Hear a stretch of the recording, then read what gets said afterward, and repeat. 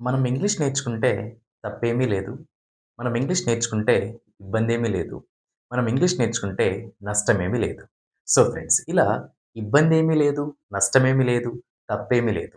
ఈ స్టేట్మెంట్స్‌ని మన daily life కాన్వర్సేషన్‌లో use చేస్తూ ఉంటాం. మరి వాటిని ఇంగ్లీష్‌లో ఏ విధంగా ఎక్స్‌ప్రెస్ చేయాలో ఈరోజు మనం ఈ వీడియో ద్వారా తెలుసుకోబోతున్నాం. సో ఫ్రెండ్స్ ఇలా ఏదైనా ఒక పని చేస్తే ఇబ్బందేమీ లేదు, తప్పేమీ లేదు, నష్టమేమీ లేదు. వీటికి మనం 2 స్ట్రక్చర్స్‌ని అయితే యూజ్ చేయాల్సి ఉంటుంది. ఆ 2 స్ట్రక్చర్స్ వచ్చేసి if you notice here it wouldn't hurt.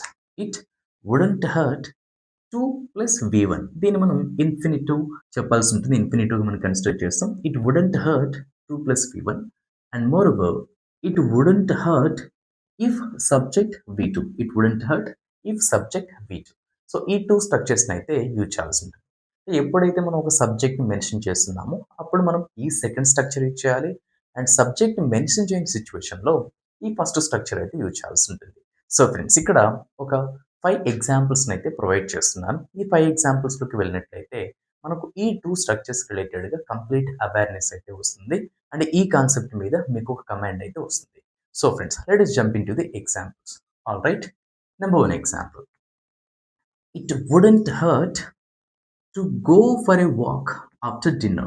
It wouldn't hurt to go for a walk after dinner. So friends ఇక్కడ 2 ప్లస్ V1 ఇన్ఫినిటివ్ అయితే యూజ్ చేసాం.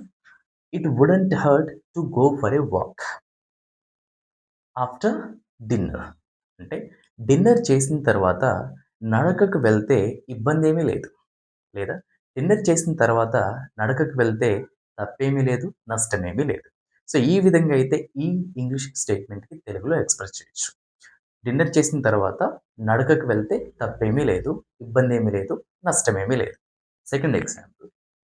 It wouldn't hurt to revise the lesson once more. It wouldn't hurt to revise the lesson once more. So friends ఇక్కడ కూడా to revise infinitive అయితే use చేసాం. It wouldn't hurt to revise the lesson once more. అంటే పాఠాన్ని మరొకసారి revise చేస్తే తప్పేమీ లేదు, నష్టమేమీ లేదు, ఇబ్బందేమీ లేదు. అంటే పాటని మరోసారి రివైజ్ చేస్తే నష్టమేమీ లేదు, ఇబ్బందేమీ లేదు, తప్పేమీ లేదు.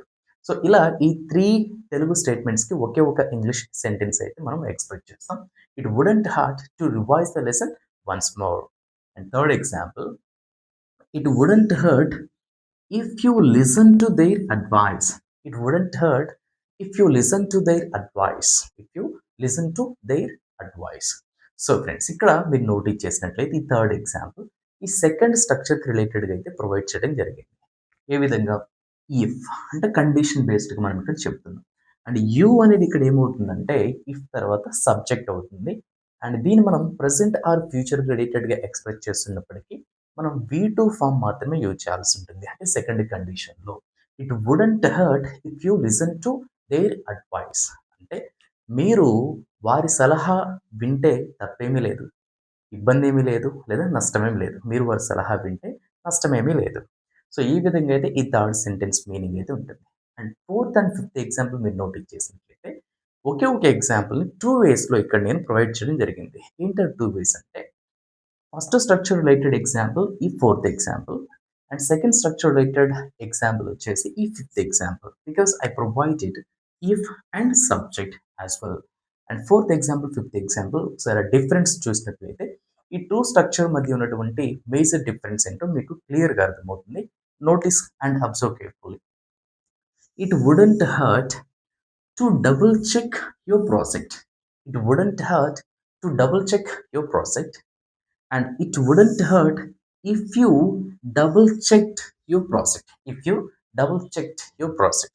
So friends ఇక్కడ if you subject, if subject and double checked V2 అయితే యూజ్ చేసాం.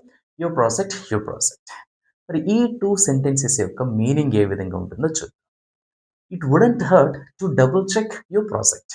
అంటే మీ ప్రాజెక్ట్‌ని ఇంకొకసారి లేదా మరొకసారి చెక్ చేస్తే నష్టమేమీ లేదు, ఇబ్బందేమీ లేదు, లేదా తప్పేమీ లేదు. మీ ప్రాజెక్ట్‌ని అంటే ఇక్కడ సబ్జెక్ట్‌ని మనం మెన్షన్ చేయడం లేదు.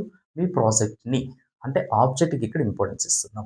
సో, మీ ప్రాజెక్ట్‌ని మరొకసారి చెక్ చేస్తే నష్టమేమీ లేదు. అండ్ ఈ ఎగ్జాంపుల్ చూడండి. It wouldn't hurt if you double checked your project. అంటే మీరు మీ ప్రాజెక్ట్‌ని ఇంకొకసారి లేదా మరొకసారి చెక్ చేస్తే నష్టమేమీ లేదు. సో, ఇక్కడ మీ ప్రాజెక్ట్‌ని మరోసారి చెక్ చేస్తే అనే దానికంటే ముందు మనం మీరు అనే సబ్జెక్ట్‌ని అయితే యూజ్ చేస్తున్నాం. ఎందుకంటే ఇక్కడ యూ అంటే మీరు కాబట్టి. మీరు మీ ప్రాజెక్ట్‌ని మరోసారి చెక్ చేస్తే నష్టమేమీ లేదు, ఇబ్బందేమీ లేదు, తప్పేమీ లేదు. సో, ఫ్రెండ్స్ ఇలా ఈ 3 వేస్‌లో మన తెలుగులో యూజ్ చేస్తూ ఉంటాం. ఏదైనా ఒక పని చేస్తే నష్టమేమీ లేదు, ఇబ్బందేమీ లేదు, తప్పేమీ లేదు. వీటికి మనం ఈ 2 స్ట్రక్చర్స్‌నైతే యూజ్ చేయాల్సుంటుంది. That's it for today friends. ఇలాంటి ఇంట్రెస్టింగ్ అండ్ యూజ్‌ఫుల్ వీడియోస్ కోసం మన ET chat YouTube channel subscribe చేసుకోండి. ఇన్ కేస్ మీకేమైనా డౌట్ ఉన్నా కూడా కామెంట్ బాక్స్‌లో కామెంట్ చేయొచ్చు. అనదర్ ఇంట్రెస్టింగ్ అండ్ యూజ్‌ఫుల్ వీడియోతో మీ ముందుంటాను. Thank you friends. Thanks for watching.